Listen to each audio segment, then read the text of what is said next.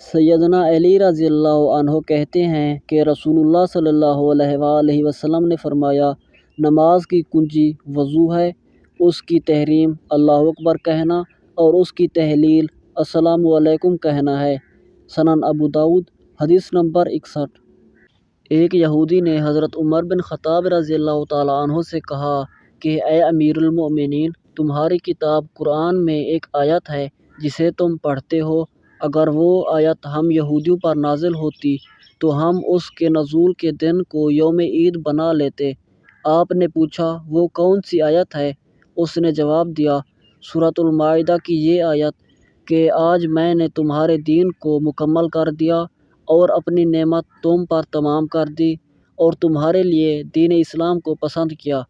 حضرت عمر رضی اللہ عنہ نے فرمایا کہ ہم اس دن اور اس مقام کو خوب جانتے ہیں جب یہ آیت رسول اللہ صلی اللہ علیہ وآلہ وسلم پر نازل ہوئی۔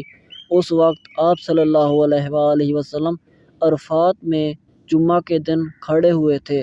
صحیح بخاری حدیث نمبر 45۔